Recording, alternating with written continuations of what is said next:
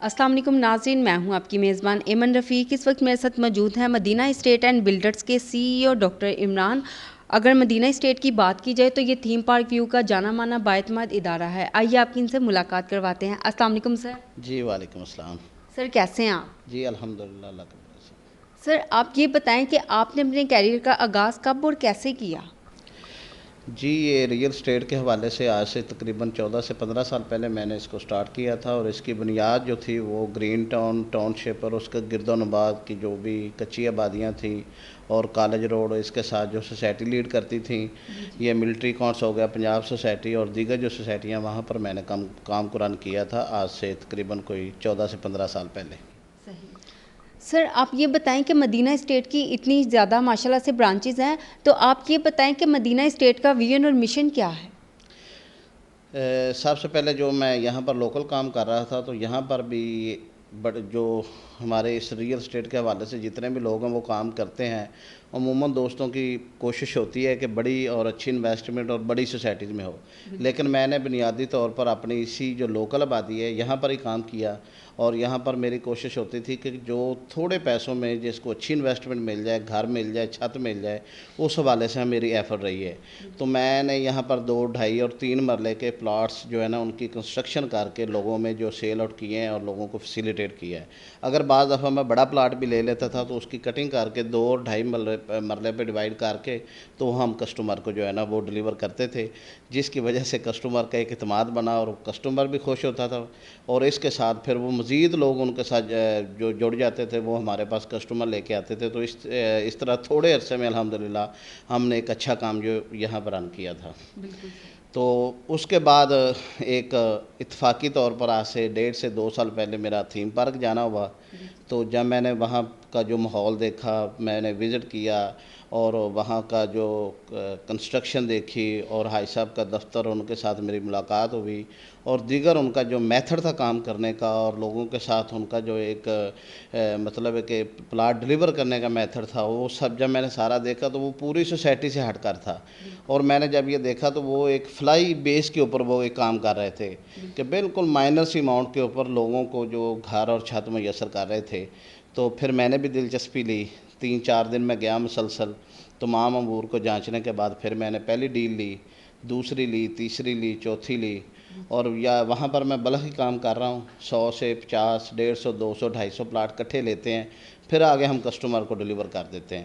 تو لوگوں کا ہمارے اوپر اعتماد ہے، اور الحمدللہ وہاں پر ابھی میری 16ویں سے 17ویں ڈیل جو ہے نا وہ کنٹینیو ہے اور بڑا فاسٹ کام کر رہے ہیں۔ تو الحمدللہ وہاں پر بھی میرے 3-4 دفتر ہیں، ایک سٹاف ہے باقاعدہ 10 سے 12 لوگوں کا، تو وہ ایک زبردست کام جا رہا ہے، اور ہماری کوشش ہے کہ جتنے بھی ہمارے کسٹمر ہیں ان کو ہم فیسیلیٹیٹ کریں، اور ان کا ہمارے اوپر ایک جو اعتماد بنا ہوا ہے اس کو وہ بہا رہنا چاہیے۔ بالکل سر، آپ یہ بتائیں کہ تھیم پارک ویو میں کیا کیا فیسیلیٹیز ہیں، آپ اس کا فیوچر کیسا دیکھ رہے ہیں؟ ماشاءاللہ سے ہم دیکھ رہے ہیں کہ کافی لوگوں کا جو رجحان ہے وہ تھیم پارک ویو کی طرف ہو رہا ہے، تو کیا کہیں گے آپ اس حوالے سے؟ جی سب سے پہلے تو اس کا جو ایک فزیکلی طور پر اس کا جو فیس ہے وہ میں بتانا چاہتا ہوں کہ اس کے مشرق والی سائڈ پہ اس کو جو اپروچ کر رہا ہے وہ مین ملتان روڈ ہے، اور اس کی مغرب والی سائڈ پہ جو رنگ روڈ ہے جو کہ بیریئر سے کراس کر کے مولن وال کی بیک سائڈ سے ذخیرے کے ساتھ ساتھ دوبارہ ٹھوکر نیاز بے کی طرف آ رہا ہے، اس کے درمیان کے اندر یہ 1000 سے 1200 ایکڑ پر مشتمل ایک بیلٹ ہے جہاں پر یہ تھیم پارک جو ہے وہ بنا ہے۔ تو سب سے بڑی اور خوبصورتی یہی ہے اس کی کہ 2 بڑی مین اپروچوں کے درمیان میں ہے، پھر یہ لاہور کے اندر آتی ہے، رنگ روڈ کے اندر ہے۔ تیسرا یہ ہے کہ لاہور یہ ٹھوکر نیاز بے کے بالکل قریب ترین ہے، 6 سے 7 کلومیٹر کی مسافت پہ ہے۔ اس کے بعد وہاں پر جو اس کے میپس ہیں، جو اس کی یعنی کہ فزیکلی ان کا انفراسٹرکچر ہے، چھوٹی سے چھوٹی گلی جو 30 فٹ ہے، 50 فٹ ہے، 80 فٹ کے روڈ ہیں، تو یہ ایک بڑا زبردست ہے، اور اس حوالے سے جو حاج صاحب کا ویژن ہے کہ نہ تو گلی بند ہونے دینی ہے اور نہ اس کو چھوٹا کرنا ہے، نہ ٹیڑھا کرنا ہے، تو یہ ایک بہت بڑی بات ہے، تو یہ چیز مجھے بڑی پسند آئی۔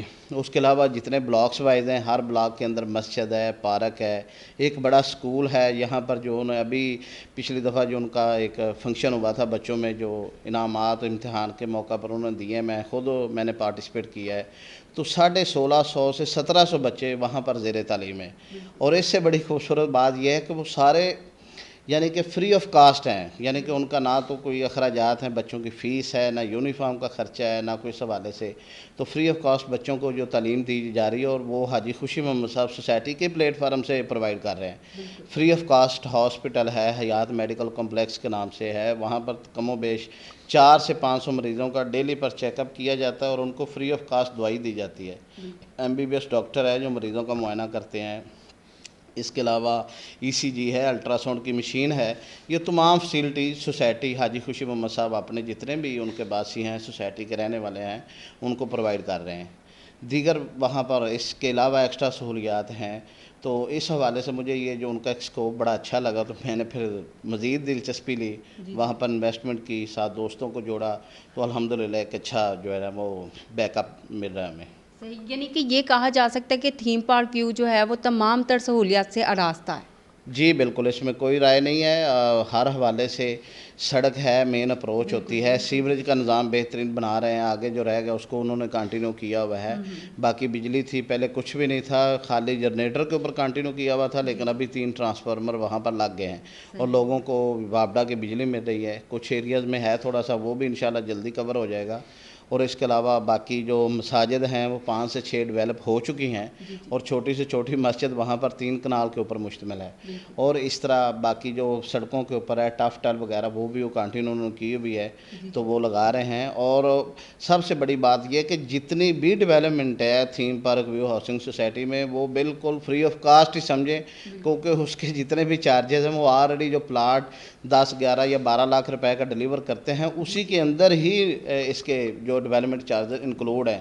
جبکہ ادر سوسائٹی میں نے دیکھا کہ پلاٹ دے دیتے ہیں اور 2 سال بعد 2.5 سال بعد وہ ایسا جو ہے نا جو کسٹمر ہوتا ہے اس کے اوپر ضرب لگائی جاتی ہے کہ 4 5 6 لاکھ روپے کا جو ہے نا وہ آ کے جناب ڈیولپمنٹ چارجز کے اگینسٹ وہ ان سے پیسے لے لیتے ہیں، تو وہ بڑا مسئلہ بنتا ہے۔ تو سر، آپ انویسٹرز اور اوورسیز پاکستانی کو کیا پیغام دینا چاہیں گے؟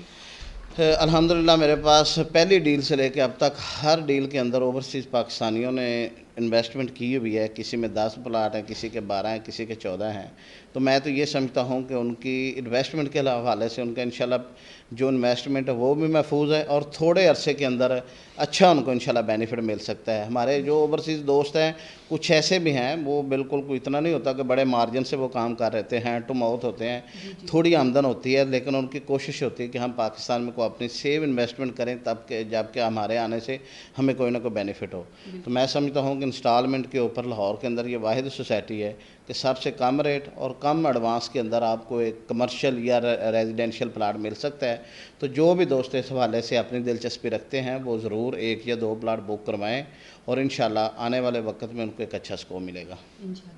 سر، آپ یہ بتائیں کہ ماشاءاللہ سے آپ فلاحی کام بھی کرتے ہیں، آپ بزنس بھی کر رہے ہیں، تو آپ کس طرح یہ سب چیزیں مینیج کر لیتے ہیں؟ جی الحمدللہ، اس کا جب بندہ فلاحی کام کرتا ہے تو یقیناً اس کے ساتھ اللہ کی مدد ہوتی ہے، تو جس کے ساتھ اللہ کی مدد ہو تو وہ پھر بڑے سے بڑا کام بھی اس کے لیے مسئلہ نہیں ہوتا۔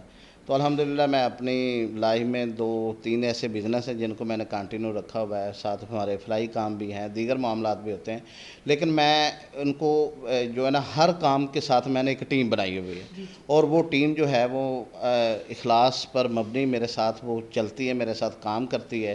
تو جب آپ کے پاس اخلاص کے ساتھ اچھی اور مضبوط ٹیم ہوگی تو وہ یقیناً آپ کسی بھی معاملے میں پیچھے نہیں رہیں گے۔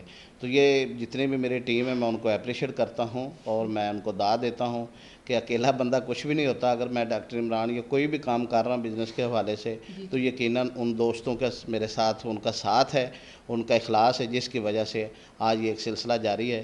تو یہ یقیناً ایک اچھی ٹیم ورک کہہ سکتا ہے، ایک اچھا ٹیم ورک ہے۔ سر، کہتے ہیں کہ ہر کامیاب مرد کے پیچھے ایک عورت کا ہاتھ ہوتا ہے، تو آپ یہ بتائیں کہ آپ کی کامیابی کے پیچھے کس کا ہاتھ ہے؟ جی یقیناً یہ ایک محاورہ ہے، یہ ایک بات بنی ہوئی ہے اور اس میں کوئی شک نہیں ہے۔ تو ہر کامیابی کے پیچھے کسی نہ کسی کی کوئی ایسی سپورٹ یا دعا لازمی ہوتی ہے۔ تو میری جو کامیابی ہے یہ میرے بڑے بھائی ہیں، انہوں نے ہمیں ایک ہماری رہنمائی کی ہے، انہوں نے ہمیں وے دیا ہے، اور الحمدللہ وہ ایک راستہ دکھایا جس کے اوپر چلتے چلتے آج الحمدللہ انہوں نے ایک بڑے بھائی کا نہیں، ایک والد ہونے کا بھی ہمارے ساتھ ایک کردار ادا کیا ہے، اور ہر معاملے میں انہوں نے میری رہنمائی کی ہے اور میری پشت بنائی کی ہے۔ تو میں ان کے لیے دعا گو ہوں. پھر اس کے ساتھ میری ایک مخصوص دوستوں کی ٹیم ہے جو کہ میرے بہت اچھے دوست ہیں, مخلص ہیں, ہر معاملے میں میرے ساتھ کھڑے ہوتے ہیں. تو یہ بھی ایک بڑی میرے لیے اپرچونٹی ہے. اس کے علاوہ باقی جس طرف آپ اشارہ کر رہے ہیں, یقیناً ہر کامیاب مرد کے پیچھے اس کی جو راہ سفر ہوتی ہے, اس کی جو اہلیہ ہوتی ہے, وہ تو میری اہلیہ کی میرے ساتھ دعائیں ہیں جی, یقیناً بہت اچھی ہیں, نیک ہیں, دعائیں کرتی ہیں. تو یہ بھی ایک بڑا اچھا سکوپ ہے. باقی وہ ہوم وائف ہیں, اپنا جو بھی ہے گھر کا کام یا اس حوالے سے یا بچوں کی جو دیکھ بھال کے حوالے سے وہ اپنا ٹائم صرف کرتی ہیں. باقی بزنس کے حوالے سے وہ اتنی دلچسپی نہیں رکھتی, نہ وہ میرے معاملات میں انٹرفیئرنس کرتی ہیں. صحیح. تو سر آپ یہ بتائیں کہ آپ اپنے فارغ اوقات میں کیا کرتے ہیں؟ فارغ اوقات جب تک انسان کو اللہ نے صحت تندرستی سلامتی دی اور جب تک انسان چلتا پھرتا ہو تو میرے خیال میں انسان کو فارغ رہنا نہیں چاہیے. یہ زندگی میں ایک وقت آتا ہے, ایک ٹائم ہوتا ہے کام کرنے کا, تو اس ٹائم کو ضائع نہیں کرنا چاہیے. تو سیدھی بات ہے, فارغ وقت ہوتا ہی نہیں ہے. یعنی کہ میں صبح 8 سے 9 بجے میں فیلڈ میں ہوتا ہوں. ٹھیک ہے, اگر میں گھر سے باہر نہ بھی نکلوں تو آن لائن موبائل کے اوپر کچھ ایسے کام ہوتے ہیں جن کو میں نے مینیج کرنا ہوتا ہے. تو جب گھر سے نکلتے ہیں پھر دائیں بائیں چلتے چلاتے تھیم پارک چلے گئے, ادھر مقامی طور پہ ہاسپٹل چلے گئے, تو ایسے مجھے رات 1 سے 1:30 بج جاتا ہے. تو یقیناً جب رات 1-1:30 بجے گھر آتے ہیں تو پھر صبح تک 8-9 بجے تک تو مشکل سے نیند وغیرہ ہی پوری ہوتی ہے. تو باقی معاملات پھر صبح سے انشاءاللہ 8 سے 9 بجے تک جو باقی معاملات ہیں اس کو کنٹینیو کرتے ہیں. تو اس کے اندر ہی یعنی کہ جتنے فلاحی کام ہیں ان کو بھی باز کرتے ہیں, کچھ جماعتی حوالے سے ہماری ذمہ داریاں ہوتی ہیں ان کو بھی ہم نے لیڈ کرنا ہوتا ہے.